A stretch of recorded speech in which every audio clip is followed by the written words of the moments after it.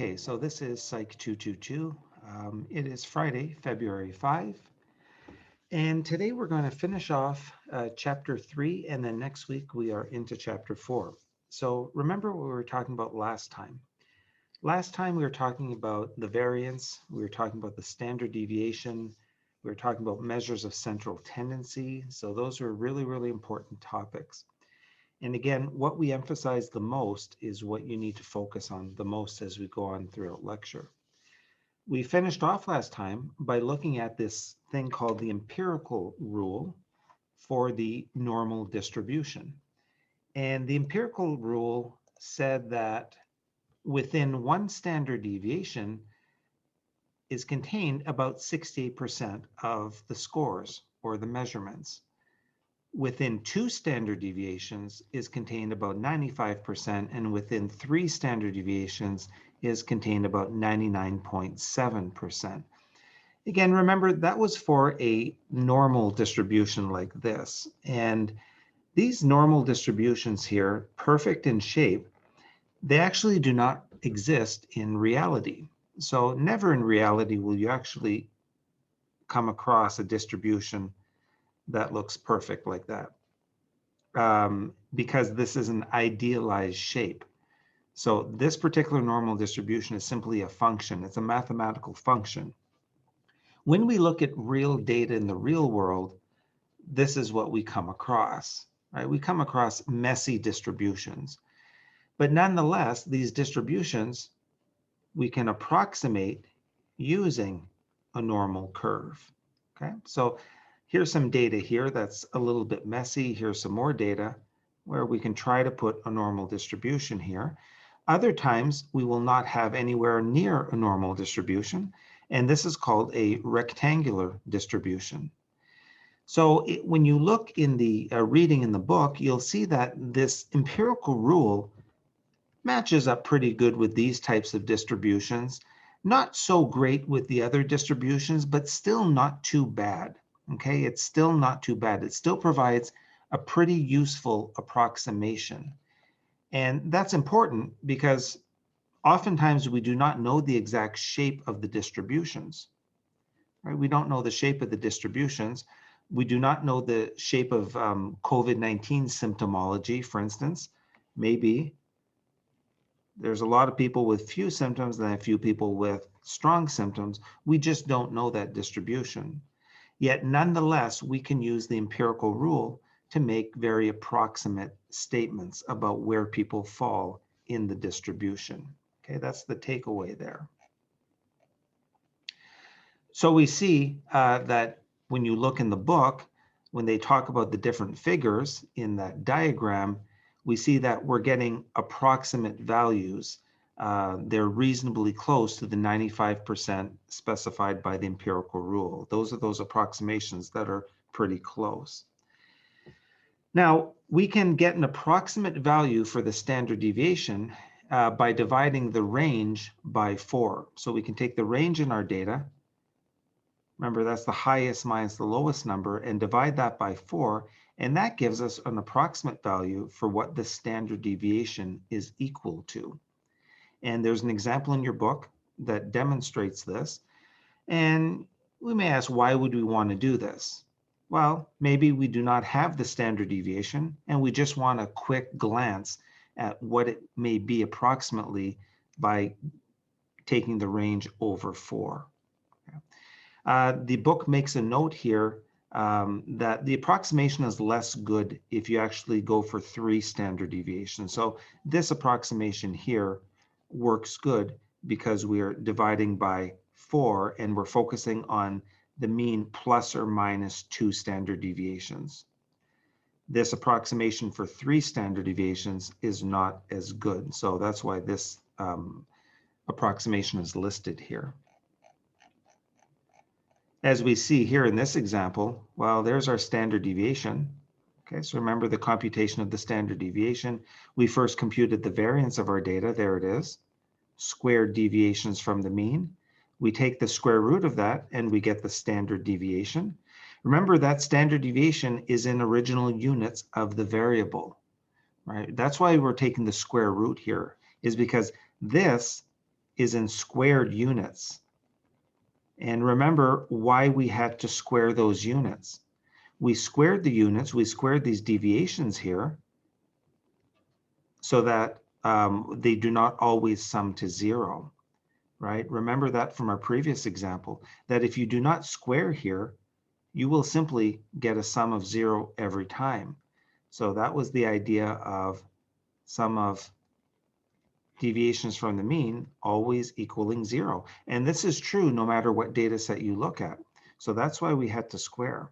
So there's our squared deviations, and we take the square root, we get the standard deviation.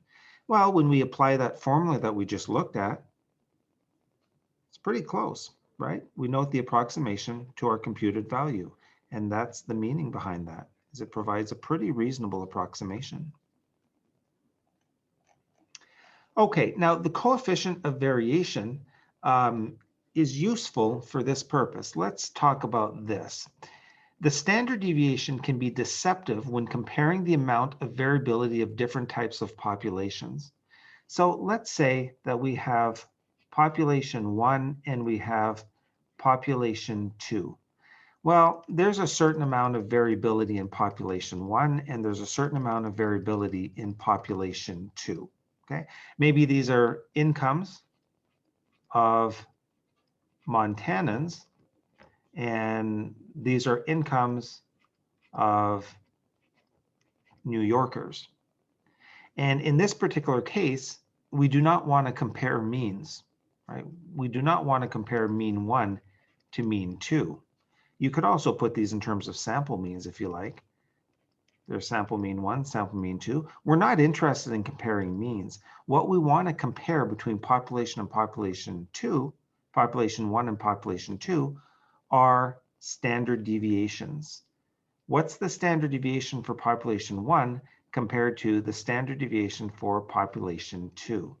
This is the comparison we'd like to make. Well, if we're dealing with population data, that's going to be sigma, and that's going to be sigma, sigma 2 and sigma 1.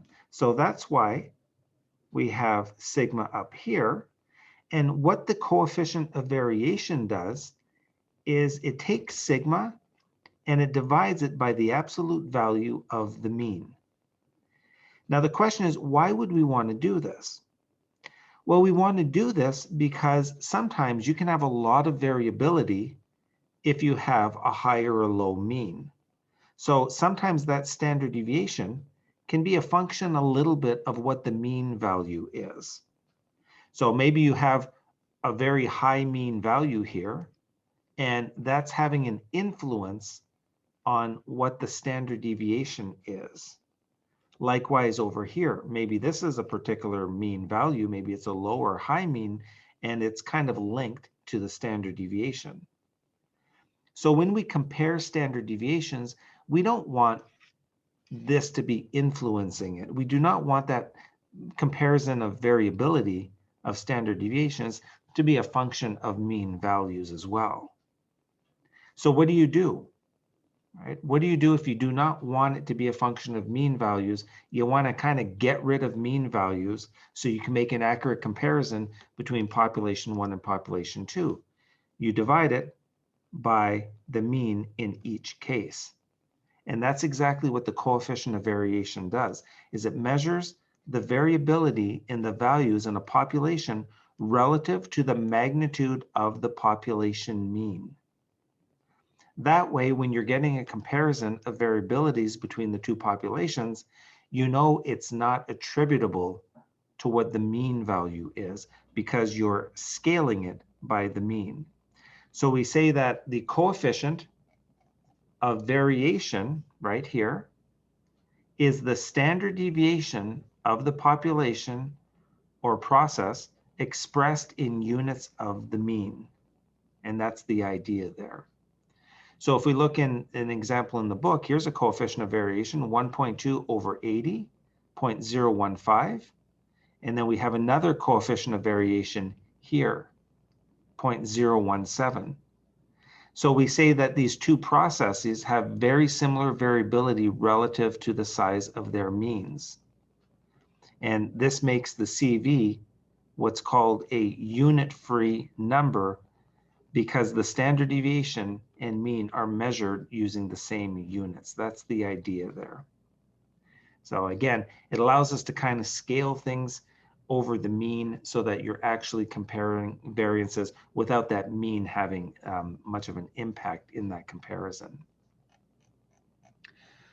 Okay, let's talk about the box plot. Okay, we've talked about stem and leaf plots. We've talked about histograms. We've talked about different graphical devices. We've talked about frequency distributions, bar graphs.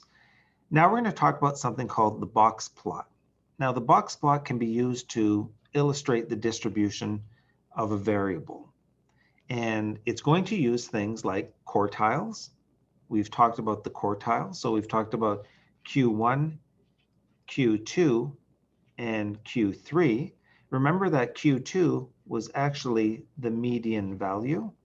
That's that 50th percent mark. Q1 is the 25th percent, and Q3 is the 75th percent mark. Well, the box plot is going to graph a distribution, and it's going to use this type of information.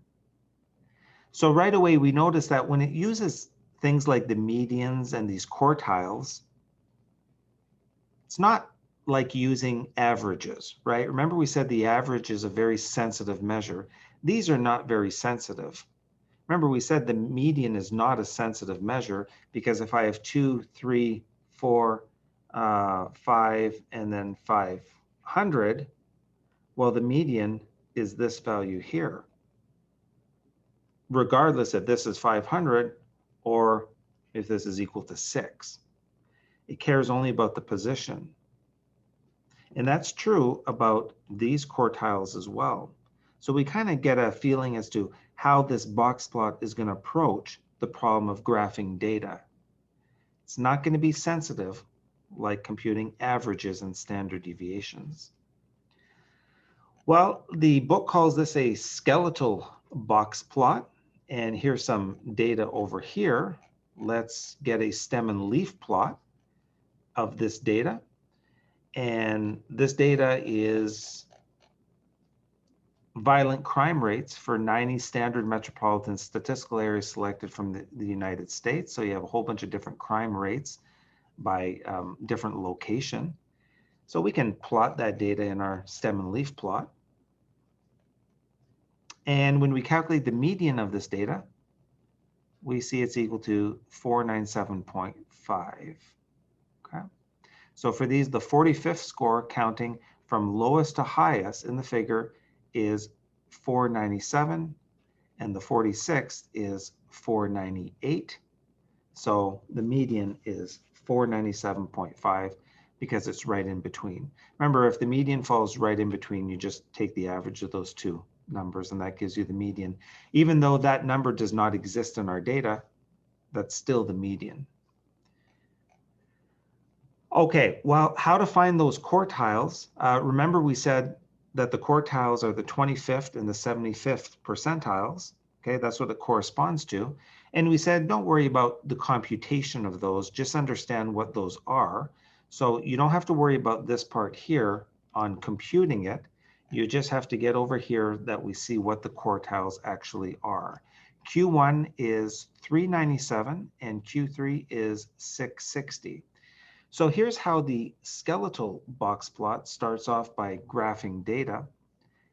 This number here, Q1, corresponds to the 397. Okay, so that's what this arrow is pointing to. Notice it's a little bit off from the 400. That's because it's not equal to 400. It's equal to 397. So you can put 397 right here. And then we have 660 over here. So this is pointing to, right here, a 660. And as we computed, this is the median of the data. And I've forgotten what the median is. It's 497.5. So that's 497.5. So we have Q1, Q2, and Q3. Notice what the box plot is doing. It's producing a box, right? It's producing a box. There it is right here. You have the median, then you have Q3 and Q1. So right away, when you look at that box plot, it's giving you a sense of the variability already without even computing anything else. Just looking at what's going on here, it's giving you a sense of the variability.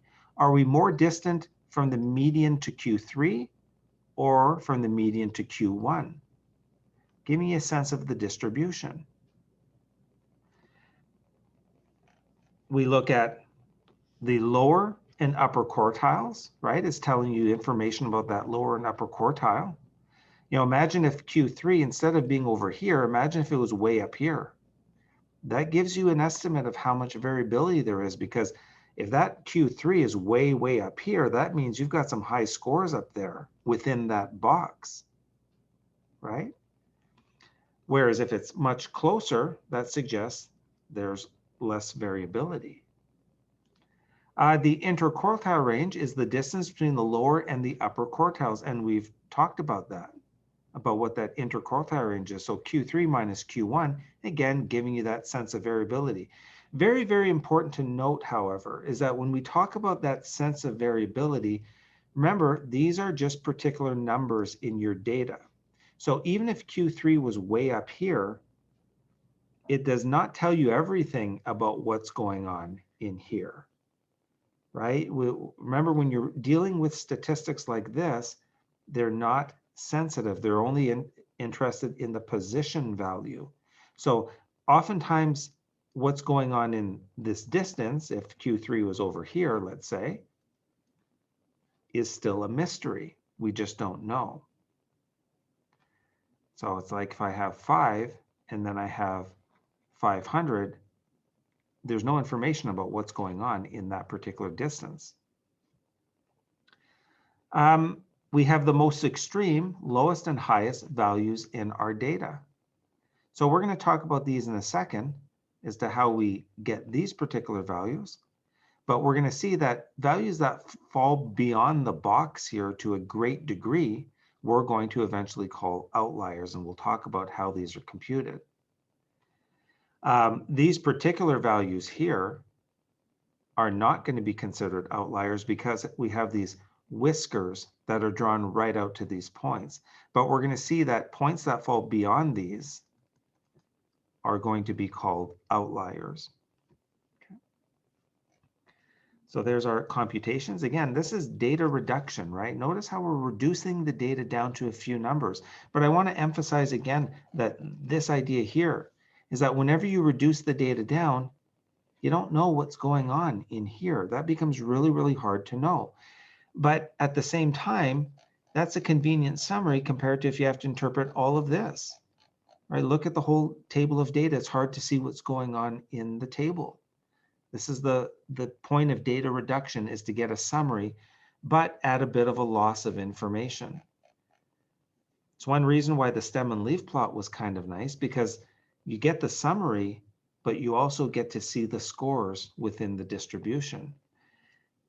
You know, I think many people would argue that this is more informative as a data summary than this box plot that we're creating, right? Because this one, you can see all the information. Box plot, it's a little bit hidden what's going on. It just gives you an idea. So we need to compute these things called the lower inner fence and the upper inner fence. And the lower inner fence is Q1 minus 1.5 times the interquartile range. Now you think about what that's actually doing. You know, what's the purpose of computing that? Well, you've got Q1 over here, and then you're going to subtract 1.5 times the interquartile range. Well, what's the interquartile range? Q3 minus Q1. So that's giving you an index of variability there, and you're now trying to find a fence value. So you're trying to go to this side of it, and how far you're going to go? It's 1.5 times that interquartile range. That's going to be the lower inner fence. So imagine I just put that fence right over here. And then you're going to have the upper inner fence, which is Q3, going the other way, plus 1.5 times IQR. So you're going to go this way. There's another fence. Then we're going to have a lower outer fence, and that is Q1 minus 3 times IQR. So we're going to have an even more extreme fence because this fence is more extreme than this one. And same thing on the other side, we're going to have the outer fence where we go a little bit further on. So we're building these fences here, and the purpose of building these fences is to try to identify outliers in our data. Remember, the idea of an outlier are data points that are rather extreme from the distribution. So as the book says here very well, any data value beyond an inner fence, remember our inner fences, on either side, okay, so whether that's on this side or this side, because these are two inner fences, is called a mild outlier.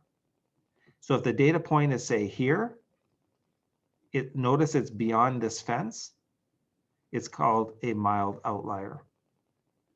Likewise, if the data point is here, it's beyond this fence, therefore it's called a mild outlier. And any data value beyond an outer fence on either side is called an extreme outlier. So this was my extreme fence, right? My lower outer fences and upper fences. So if my data point is here, that's an extreme outlier. If my data point is, I'm off the page here, but if my data point is beyond that extreme, that lower outer fence, that would be considered an outlier as well. So we can see that what we're doing here by producing these inner fences and outer fences is trying to use them to identify extreme points in our data. Okay, this is the idea. Is try to identify extreme points. Now, the smallest and largest data values that are not outliers are called the lower adjacent value and the upper adjacent value, respectively. So let's think about what this means in terms of what we're graphing here. The smallest, let's just stick with the smallest. The smallest value that's not an outlier, so it doesn't go beyond the first fence, because this is the first fence, so it doesn't go beyond there. So maybe it's here, maybe it's here, maybe it's here, but it's not beyond that fence. Well, that's called an adjacent value. Okay, it's called an adjacent value. Same thing on this side, there's an adjacent value. So it doesn't quite make it to the criteria of the fence, so it's not being called an outlier. It's kind of still within that particular fence. Okay. I mean, a good example, you think of a cow, you know, we're driving along, we see cow pastures and things like that, cows grazing and stuff. Well, you think of the fence, you know, there's the barbed wire, right? They always have the barbed wire. So there's the cow, and you drive by and you see the cow and you say, oh, the cow is still within. The cow is not an outlier because the cow is still within the fence. But then, you know, every once in a while you see those cows that they poke their head under the barbed wire, and they're really, really ambitious cows and courageous, and they want to explore. They were just born to explore, some of those cows. And they actually get through, and then you see the cow over here. And that's where, of course, you get concerned because they're outside of the fence. And that's where you start to think, okay, that cow is an outlier. And that's where you need to call somebody to make sure that cow doesn't get on the road. But if the cow is just on the inside, well, they're an adjacent value because they're close to the fence, but they're not over. So here's some computations for computing these values, and you can follow that example. There's two mild outliers here, which are these two. Because both values fall between the upper inner fence and the upper outer fence over here. The adjacent values are 140 and 998 because they're not beyond those fence values. So here's a procedure for computing the actual plot. This is sometimes called a modified box plot. Start with the skeletal box plot, mark off a box from the lower quartile to the upper quartile. So there's Q1 and Q3. Draw a solid line across the box to locate the median. So Q1, Q3, there's the median. Q1, Q2, and Q3. Draw a line from each quartile to its adjacent value. Okay, remember, that's the value that's still within one of the first fence, right? Remember, we have two fences. Well, if you have a data point right here, you're drawing a line out to that particular value.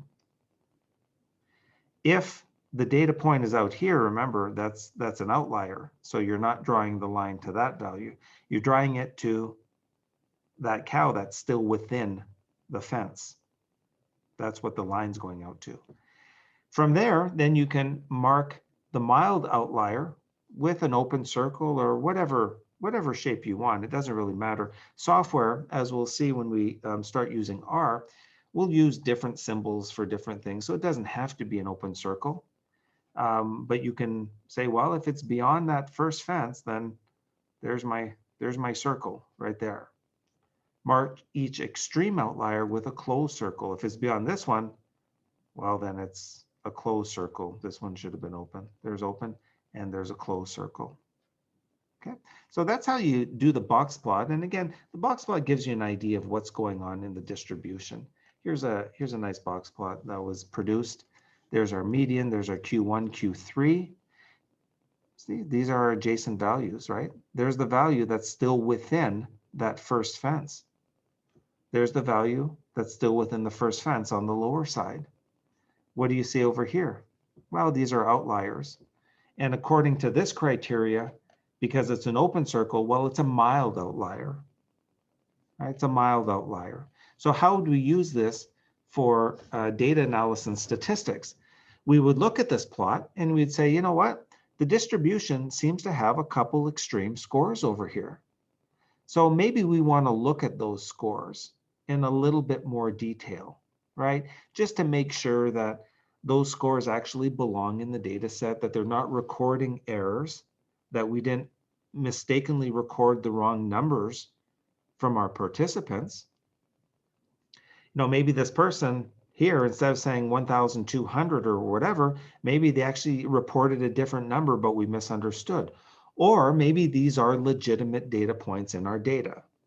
The point is that simply because this box plot is indicating these to be mild outliers does not mean we should delete them. It just means we might want to get curious about them and maybe study them a little bit to make sure they're not recording errors. And if they're not recording errors, maybe there's an interesting scientific effect here. Why did these people score rather high? Okay, so get curious about those outliers. And you never ever want to just delete outliers. You want to study them and inquire about them a little bit. And again, we also see Q2 to Q3. We've got a little bit more distance here from Q2 to Q3, whereas on this end, looks a little bit tighter because Q2 to Q1 is not as far from over here. So that gives us a little bit of an idea of the distribution as well. And we don't have any outliers here. So we're definitely going a little bit high on this end of the distribution. Okay, there's some nice box plots that are side by side. This example is not very interesting. So let's come up type of filter by impurities. A good thing to do again with plots and graphs is try to come up with your own examples. Maybe we have symptoms. Okay, symptoms for COVID-19. And here, maybe we have mild disease, medium disease, and maybe severe disease. Mild disease, medium, severe. Maybe that is a function of the symptoms that you're going to get. Okay, so maybe if you have it, you know, if you have COVID and it's gone into your lungs and it's really causing problems, well, maybe your symptoms are a little bit higher. But in this particular distribution, you also have some people here who are outliers in that distribution because they don't have a lot of symptoms. So that's what that's communicating. This graph over here, we have an outlier over here, so that's rather extreme. For medium disease, This particular individual has very extreme symptoms. And for the other one is a little bit lower here. This median is a little bit lower. So we see that there's a trend of going from this median, go a little bit higher to this median, and then higher to this median. But the box plots allow us to get a sense of the distribution for each category here. Okay. There's your side-by-side box plots, are kind of nice to look at to compare distributions. All right, summarizing data from more than one variable, graphs and correlation. Well, let's first start by talking about what is a contingency table. And the best way to talk about a contingency table is to look at one. So here's a data from a survey of drinking behavior of 18 to 24-year-old youths by criminal offense. Okay, so if you're a binge regular drinker, occasional drinker, never drinks, and these are different crimes that have been committed. And here's no criminal offenses. So what are we trying to look at when we look at data like this? Well, we're trying to look at whether there's some kind of an association between level of drinking and criminal offense. Well, these here are frequencies. So here's the number of binge or regular drinkers associated with violent crimes. So definitely, when you look at that, this is a pretty impressive number, 114, compared to if you're an occasional drinker or never drinks. Definitely it seems like we're onto something here, that there may be some association between these variables. Well, we can look at some other frequencies, other criminal offenses. Those are rather high for binge or regular drinkers, drop down a lot if you're only an occasional drinker or never drinks, and so on for the other ones. No criminal offenses. Looks like we have some encouraging data here that if you have no criminal offenses, well, most likely an occasional drinker here or never drinks, you're likely not a binge drinker. So we can look at frequency data like this and try to draw some tentative conclusions about the association between two variables. We can also look at bar graphs. Again, another way of displaying the information. So this is that same information of level of drinking by criminal activity, but using a bar graph.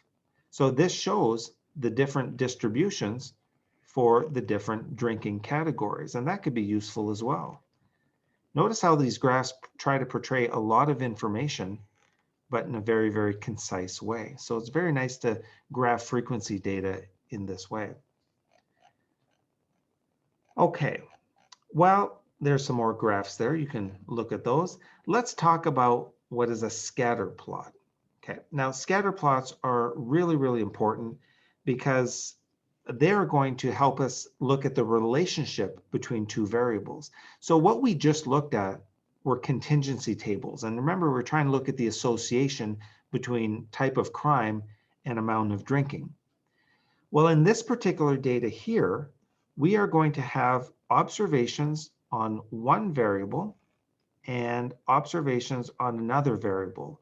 For this one, it's hourly start and years of experience. So hourly wage and years of experience. Where do you start at your wage based on your years of experience? Notice that this particular data, don't worry about this up here. We don't know what that means yet. But this particular data almost looks a little bit like that contingency table, right? Where you have one variable, another variable, and what you're observing here, instead of it being a frequency, is actually one particular data point. So let me just compare that to that contingency table for a second. If you look back at the contingency table, notice that these numbers here are frequencies for the given value of level of drinking and the given value of criminal offense.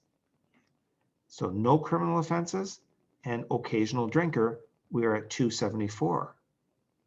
Well, when we look at the scatter plot, it looks kind of similar, right? Because we have one variable here, and we have another variable here, and all of these points represent a single observation.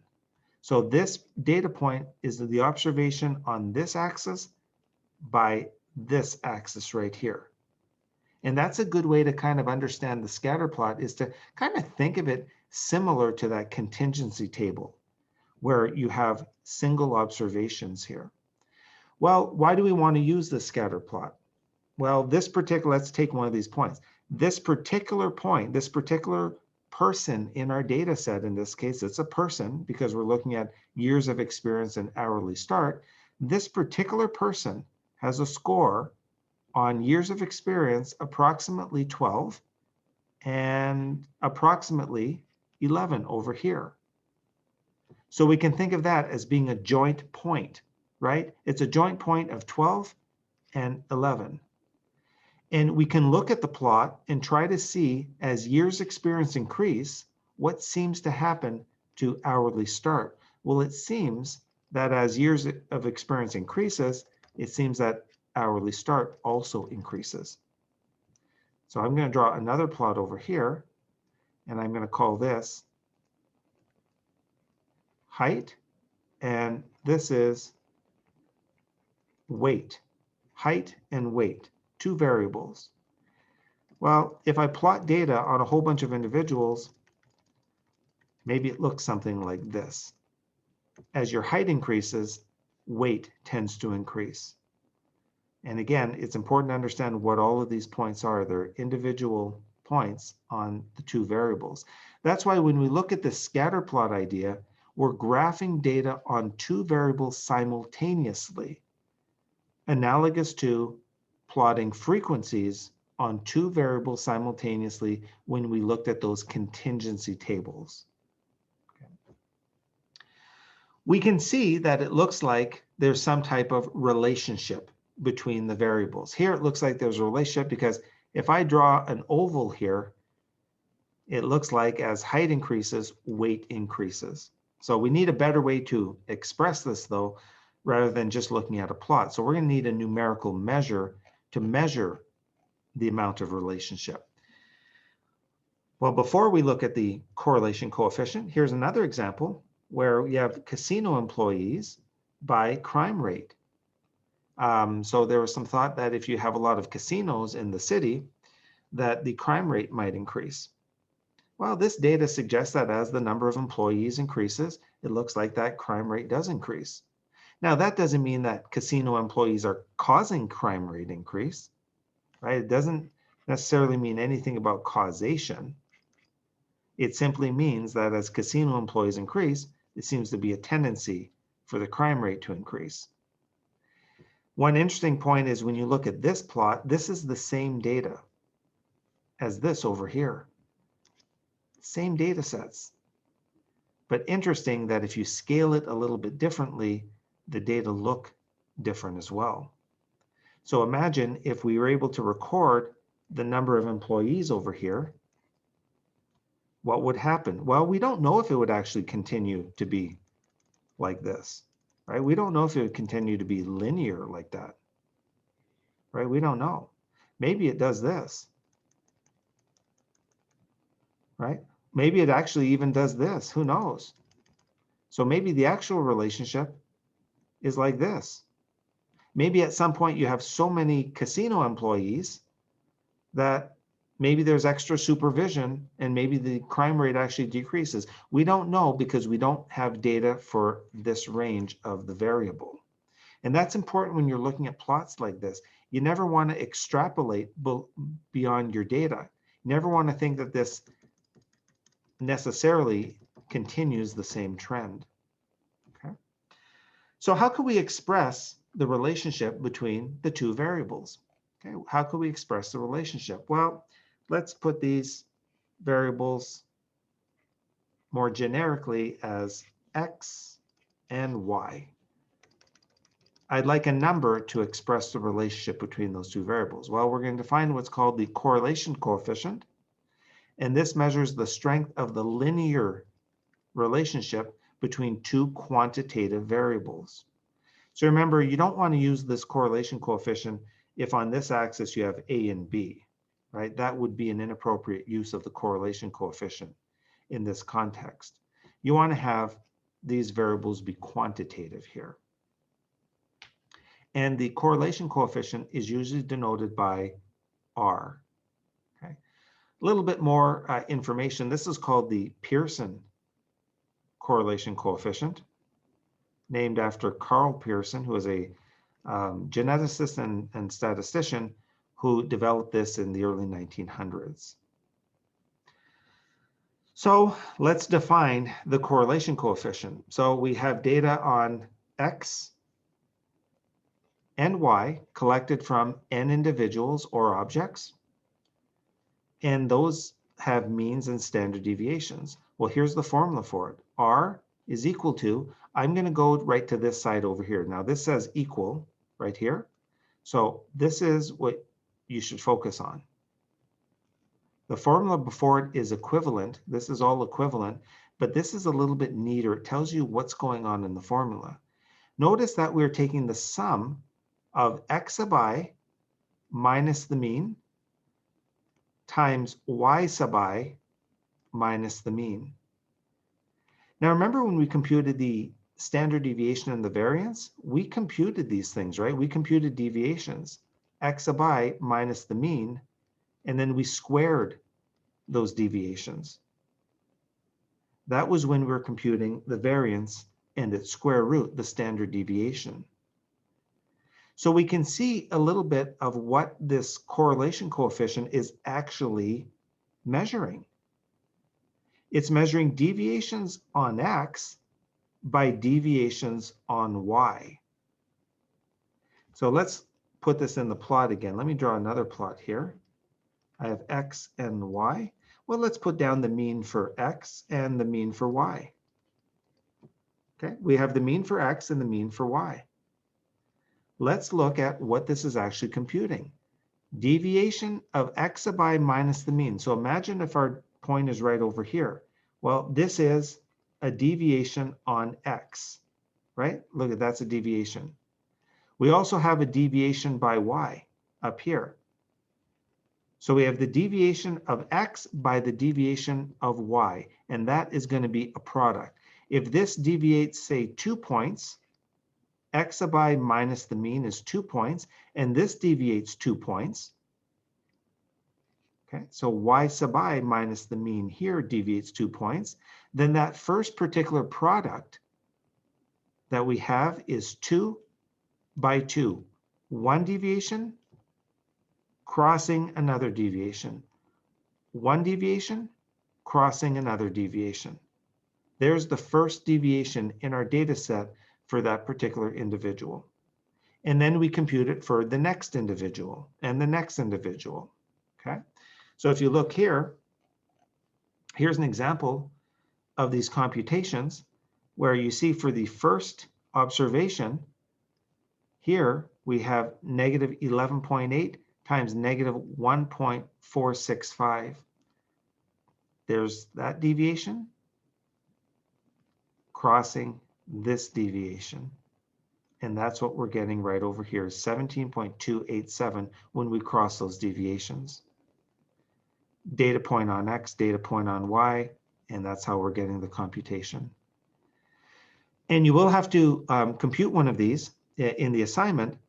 And it's really important to understand when you do the computation, don't just plug in the numbers, right? You definitely don't want to plug in the numbers without thinking about what you're doing, because you want to understand why we're taking that crossing over here in the correlation and understand how you're computing these sums over here. So please pay close attention to how you're computing that when you do the assignment. Another detail here is that we're dividing by the product of standard deviations. The standard deviation on X by the standard deviation on Y. Now, why we're doing that is to get the correlation coefficient R, and we could talk about this a lot more as to why we're dividing by that product. But for now, and for our purposes, all we really need to know is that by dividing by that product of standard deviations, that's going to make sure that our correlation coefficient is between -1 and +1. Correlation coefficient cannot be less than -1, and it cannot be greater than 1. It has to be somewhere in between. If it's equal to 0, then there's no linear relationship. If it's equal to +1, perfect linear relationship. If it's equal to -1, perfect negative linear relationship. So let's look at our computation and the graphs in a second. Here's a summary. A positive value for R indicates a positive association or relationship between the two variables, and a negative value for R indicates a negative association or relationship between the two variables. As I just mentioned, the value has to be between -1 and +1. Because the two variables are standardized in the calculation of R, the value of R does not change if we alter the units of X or Y. Now, what do we mean by standardized?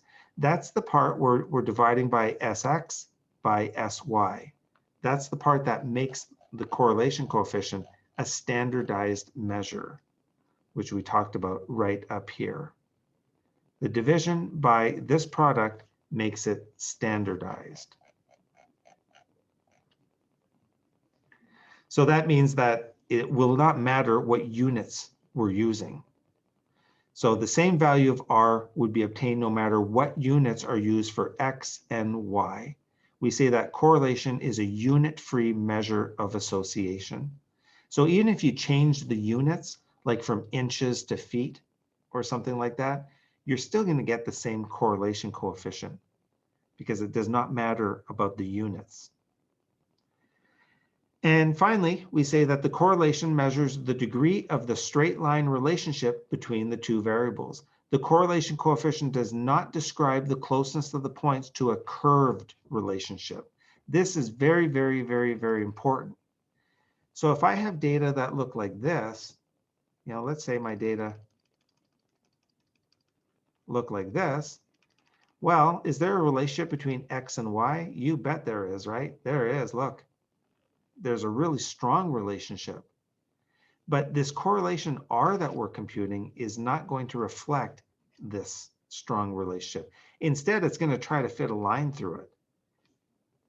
It's going to try to find the linear relationship, the straight line relationship. So here, the actual correlation coefficient would actually be pretty weak, even though there's a very strong relationship. So we need to be aware of that, that if I gave you a correlation of 0.20, and this is all I gave you, I said, hey, I correlated two variables, and the correlation came out to be 0.20, this does not tell you whether there is a strong relationship in the data, because it's entirely possible that your data on X and Y is reflecting a very strong relationship. It's just that this measure is not capturing that relationship. So what's the solution to this? The solution is always plot your data. Always, always plot your data whenever you're reporting a correlation coefficient. Always plot it, because otherwise you just don't know what's going on in the data unless you see that plot. This is just not enough. Okay. So there's some examples of correlation coefficients over here. Correlation of -0.99. Well, that's a strong negative relationship, right? As X tends to increase, Y tends to decrease. Very, very strong. Look, if I try drawing an oval around here, that oval is going to be pretty tight. Other examples here, this is -0.6. That oval is not very tight, but it's still a negative relationship. And then you have a correlation of 0. Correlation of 0, you can almost draw a circle like that. As X increases, Y doesn't tend to necessarily increase or decrease. It's just a messy scatter. Correlation of 0.2, see, still very, very messy, right? So when you see correlations of 0.2 in the research literature, that's not very impressive. And sometimes we make too big of a deal of small correlations. But look, that's very, very messy. Correlation of 0.8, much higher. Again, remember the correlation is bound by -1 and +1. So this is almost at its upper limit. This is almost at +1. Very, very strong. What would it be if it's a perfect +1? If it's a perfect +1, then you have data that look like this. I'm going to draw the straight line. I don't know if I'll be able to, but there, it's pretty good. There, that's a perfect correlation of +1, where you can basically fit the line right through the data. This is almost there, but it's not quite. Okay, I think that's it for this chapter. You can read a little bit more if you want to clean it up, but there's some side-by-side box plots that we've talked about. There's another example of a correlation where we're actually trying to fit a line, and we'll see how to do this later in the course. The book jumps ahead and talks about these R-squared measures and reports these, but later in the book we're going to try to draw fitting a line right through those points to make predictions using that line. But we don't have to concern ourselves with that just yet. One last note here, I want to just make a note that when you look at different plots, you can also look at plots by different groups. So here we have grade 3, grade 4, and grade 5. And here's percent poverty. So do you have low poverty or high poverty? And these are reading scores. Well, you can see that if we do not have these lines by group, then all we're going to do is have one kind of global line that goes through it. And if I try drawing an oval here, I'm not going to have that strong of a relationship, right? Because I have quite a bit of scatter. But if I look at these lines per group, all of a sudden, that scatter is much tighter. See, that's the scatter for 5 right here. Notice that's a pretty strong relationship. Don't worry too much about that line right now. That line is just trying to summarize the data, but just look at those points. That's a pretty tight relationship. So when you look at plots in general and you see, a whole bunch of points like this, and you look at it and you say, well, boy, it doesn't look like there's much going on. Look, that correlation is like 0.20. Well, what if you inspected your data more closely? You may come across something like this, right? So let me use grade as the example. Maybe this data is for grade 1. Maybe we have grade 2 over here, and maybe we have grade 3. Each of these are stronger correlations than that overall global correlation when we ignore grade level. So we have to be aware of subgroups.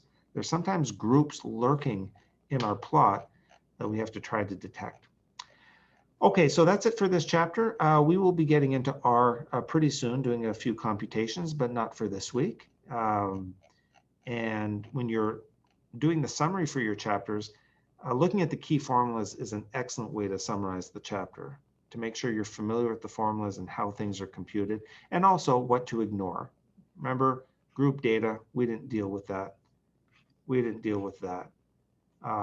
But the rest we looked at, and what did we emphasize the most? Well, we looked at the median, but we didn't focus on exactly these computations here. We just focused on doing things like this and saying there's the median right there because it's that 50th percentile score right here. So these computations here, not very important. Sample variance for group data, not important, but sample variance itself is extremely important, right? That's really, really important. Sample mean is really, really important. We talked about the sample coefficient of variation. This is very, very important. Sample standard deviation. Talked a little bit about the mean, the median absolute deviation, but not very much. So not too important here. Very important because we've talked about this extensively just now.